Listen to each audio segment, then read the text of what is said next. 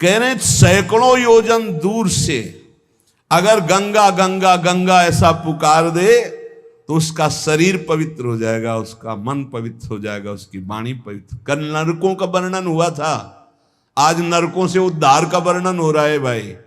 गंगा जल का आचमन करने वाला, गंगा जल का स्नान करने वाला, गंगा की धारा का दर्शन करने वाला और 400 कोस दूर से गंगा गंगा गंगा ऐसा उच्चारण करने वाला नरक नहीं जाएगा। कल जब नरकों का वर्णन हुआ था तो कई लोगों के बातें आई थी कि हमारे 38 के 38 हमारे में लक्षण है, अब क्या होगा। कोई कहता हम में 5 हैं, कोई कहता हम में 2 हैं, इसका मतलब नरक जाना पक्का है। तो आज उसकी काट सुन लो। नाम संकीर्तनम यस्य सर्व पाप प्रणाशनम। करना मत अवलो नसानी अवना न सही। पहले नियम लो कि आज के बाद नहीं करेंगे। और नाम कर संकीर्तन करो, प्रभु का चरणामृत पियो। कभी अवसर मिले तो गंगा जी के समीप जाके साष्टांग दंडवत करके डुबकी लगाओ, आनंद पूर्वक खड़े होकर कुछ देर नाम जप करो। नरक वरक नहीं मिलेगा, सब बढ़िया मंगल हो जाएगा, पर करना ये पड़ेगा। कह रहे जो गंगा जी में स्नान के लिए कभी नहीं गए, ना गंगा जी का नाम लिया, ना गंगा जी पे श्रद्धा करते हैं, ऐसे लोगों की जीवन में जो आचरण बनते हैं वो बड़े निरर्थक होते हैं और ऐसे लोगों की ही दुर्गति होती है। पर गंगा जी का एक बार का स्नान निष्पाप कर सकता, पूर्ण विश्वास होना चाहिए। एक बार हरिद्वार में बहुत लोग गंगा स्नान कर रहे थे, पार्वती जी ने कहा कि देखो इन सबका उद्धार पक्का हो गया, क्योंकि हम देवी की महिमा को जानती गंगा की। ये सब स्नान करके, पूर्णिमा का पर्व है, ये स्नान कर रहे हैं, पक्का निष्पाप हो गए। महादेव जी ने कहा नहीं नहीं नहीं। बोले क्यों प्रभु?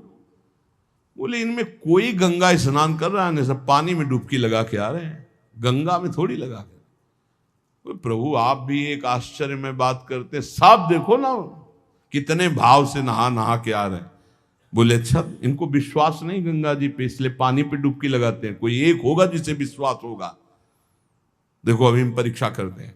रास्ते में बैठ गए तो फिसल के जैसे गिर गए हों, ऐसे वृद्ध का रूप रख के गिरे हुए।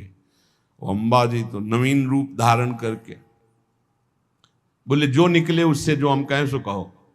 तो जो महादेव जी ने सिखाया तो कहते भैया ये हमारे पति देव गिर गए, थोड़ा हाथ सहयोग दीजिए, पकड़ के उठा दीजिए, अकेले उठ नहीं रहे, आप आइए। और जब कोई आने लगे तो कहना निष्पाप पुरुष ही हमारे पति को छू सकता है, अगर पापी छुआ तो भस्म हो जाएगा। बस इतना तुम्हें बोलना है, ठीक है। अब जो निकलते बोले भैया आप गंगा नहा के आ रहे हो? बोले हाँ। तो बोले आप तो निष्पाप हो ही गए होगे, हमारे पति फिसल के गिर गए, हमारे पति निष्पाप हैं, और जो निष्पाप पुरुष इनको निकाल सकता है, अगर कोई पापी छू लिया तो भस्म हो जाएगा, आप सहयोग करो। बोले गंगा तो नहा के आए पर पाप बहुत तो हुए हो, अगर कहीं पाप नष्ट न हुए हो तो भस्म ही हो जाएंगे।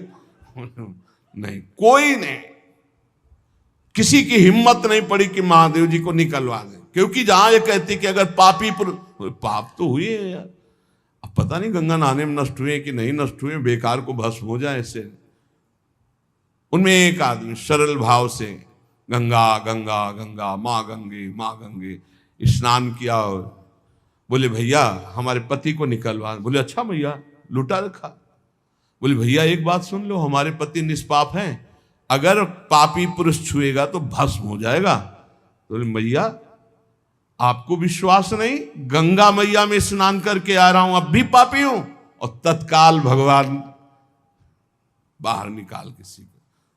जब वो चला गया तो भगवान शिव ने कहा ये केवल गंगा स्नान करके आया है, इसकी अर्थात भाव विद्यते देवा ना पाषाणे ना मूर्तये।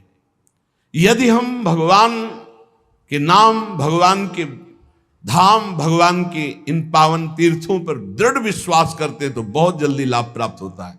ये विश्वास के लिए सुनाता शास्त्र, ऋषि मुनि सब ये विश्वास के लिए सुनाते।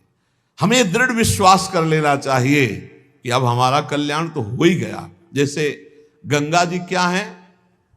भगवान श्री कृष्ण का चरणामृत है। गांगम वारी मनोहारी मुरारी चरणच्युतम त्रिपुरार शिरश्चार, जिसे भगवान शिव मस्तक पर धारण किए। अपने लोग रोज चरणामृत पीते हैं। किनका? प्रिया प्रीतम का। अब और गंगा की जरूरत पड़ेगी? जहां से गंगा प्रकट हुई उनके सर्वांग स्नान का जल हम। यमुना जी, जब यमुना जी गंगा जी से मिली तो गंगा जी ऐसे होकर प्रणाम मुद्रा में मिली यमुना जी से। यमुना जी ने कहा तुम्हारा हो भाग्य कि तुम जगत पावन करने वाली गंगा हो। तो उन्होंने कहा तुम्हारे सामने मेरी कोई सामर्थ्य नहीं, क्योंकि तुम में प्रभु पूर्ण अवगाहन करते, हम तो प्रभु के चरण धोवन मात्र हैं, आपके ऊपर तो पूर्ण प्रभु की कृपा है। ब्रजेंद्र सोनु राधिका हृदय प्रपूर्य माणयो महारसाब्द पूरयो रिवाति तीव्र वेगता रसैक सीम राधिका पदाब्ज भक्ति साधिका तदंग राग पिंजर प्रवाह। श्री लाडली लाल का अंगराग लेकर प्रवाह करती है। ये अपने कल्याण की अब कोई चिंता रह गई? रोज जो चरणामृत पान करता है, काल मृत्यु हरणम सर्व व्याधि विनाशनम श्री कृष्ण पादोदकम पीत्वा पुनर्जन्म न विद्यते, बस विश्वास हो। रजराली लगाते हैं, राधा राधा बोलते हैं, अब कोई जरूरत कल्याण की। दृढ़ निष्ठा रखो। पर हम कितनों को रोते देखते हैं इस बात के लेके हमारा कल्याण हो जाएगा, हमारा अगला जन्म नहीं होगा। उनको चाहिए कि तुम लिखा पढ़ी करके दे दो। अरे विश्वास मानो यार, विश्वास मानो। कल्याण स्वरूप आप हो चुके हैं, धाम में बैठे हैं, पर आपको विश्वास है नहीं। हित दूध जो विश्वास है तब वही सुधरे बात, ना तरु माया पंथ में फिरे जो टक्कर खात। ये विश्वास करो, एक एक बात कल्याण करने वाली है। भगवती गंगा जी 400 कोस दूर से गंगा गंगा बोले तो भगवान के धाम भेज देती निष्पाप करके। ऐसी महामहिमा श्री गंगा जी के स्मरण में, अवगाहन में, आचमन में, स्नान करने में है। अब ध्यान दो के सुनो, जो ना गंगा नहाता है, ना नाम जप करता है, ना भगवत सेवा करता है, तो पशु योनि में जाता है। कह रहे हैं पूति गंधम तमोमेध्यम वर्जनीयम प्रकीर्तितम पूर्वद भक्षणे प्रीता अद्य पापम करोति च स्तेयशीलो निशाचारी बुद्धिर्गेयः सवंचकः अबुधा सर्वकारेषु अज्ञाता सर्वकर्मसु समयाचारहीनस्तु पशुरेव स बालिसाः। ये पशु योनि में जन्म लेंगे ऐसे लोग। कैसे लोग? नरक जाएंगे, कल चर्चा। गंगा जी की महिमा अपार। अब सुनो, पशु योनि में कौन जाएगा? जब जीव यहां कोई पापाचरण करता है तो भूतेश्वर भगवान मथुरा में है, उनका शासन होता है। ब्रज 84 कोष के जीवों को जो प्रेत योनि को प्राप्त होते हैं उनको, और जब मुक्त होने का अवसर आता है तो ऐसे छूट दे देते हैं। ऐसे नहीं है कि वो तुमसे, यहां ऐसा नहीं कि नहीं है, कई प्रसंग पाए गए हैं अभी तो देखो। तो पशु योनि को प्राप्त होता है। देखो, जो रात के 11 बजे के बाद 3 बजे के बीच में भोजन करता है, ये निशाचर है। निशा माने रात, चर माने विचरने वाले। रात में खाना, रात में तुमको 8-10 बजे तक भोजन कर लेने का नियम। 11 आखिरी है, 11 के बाद भोजन में बिल्कुल नहीं होना चाहिए। ये रात नहीं ऐसे कि तुम्हारा जब मना है तब भोजन। 11 से लेकर 3 बजे के बीच में बिल्कुल नहीं। शांति से भजन करो, सो जाओ, उपद्रव मत करो। अब सीटियां बज रही हैं 12 बजे, चलो होटल में चलते 12 बजे खाने, ऐसे लोग जाते हैं। पशु योनि निश्चित। अपवित्र भोजन, दुर्गंध युक्त भोजन, अभक्ष भोजन, इनको पाने में जो आनंद मानता, रात के 11 से 3 के बीच में भोजन, जो रात में आहार ऐसा करता है उसको पशु योनि मिलती है। जो दूसरों का धन चोरी करता है, जो विद्वान बन करके दूसरों की वंचना करके धन को लूटता है, जो अपने कर्तव्य कार्यों से अनभिज्ञ होकर मनमानी आचरण करता है, जो समयोचित सदाचार का ज्ञान नहीं रखता, वो मूर्ख पशु योनियों को प्राप्त होता है।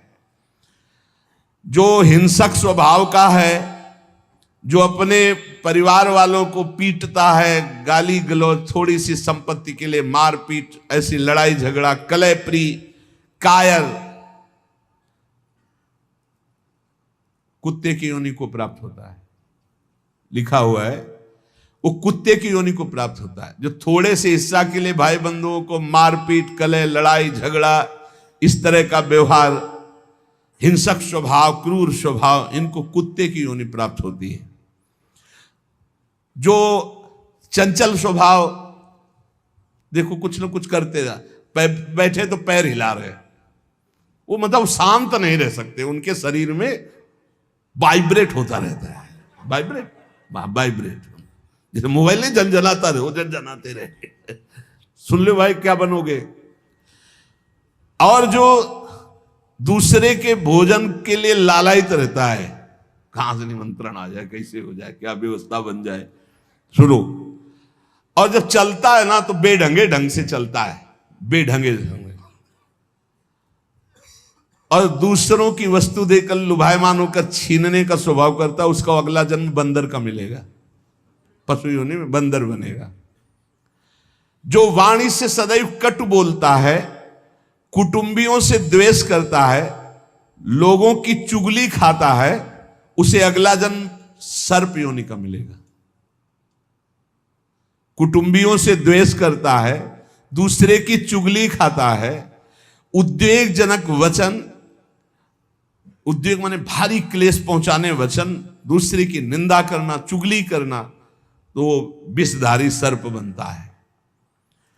जो शरीर से बलवान दीन जनों के ऊपर आक्रमण करके खूब पिटाई मार करना, माता पिता को मारना, ऐसे गरीब जनों को, दीन जनों को मारना, निर्लज्ज और मांस भक्षण करने वाला, उसको अगले जन्म में क्रूर मांस भक्षी, जैसे हाइना, सिंह, सियार, ऐसी योनियों को दिया जाता है।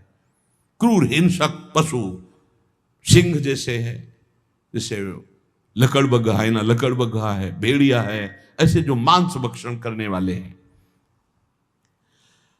जिनकी आवाज दूसरों को सदैव दुख ही देती है। बोलने का मतलब है दुख ही देना।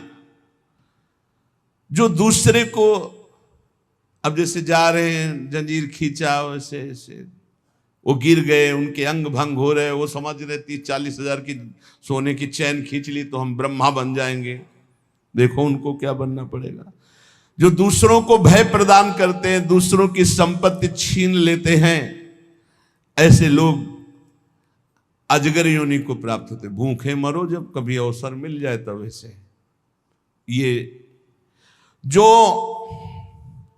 दूरदृष्टि न रख के वर्तमान दृष्टि रख करके केवल भोग के लिए दूसरे के दुख का कारण बनते हैं, केवल उनके चिंतन यही चलता रहे, कहां से क्या खा लूं, कहां से क्या उठा लूं, कहां से क्या, बोले हाथी की योनि को प्राप्त होते हैं, वो पशु हाथी योनि को।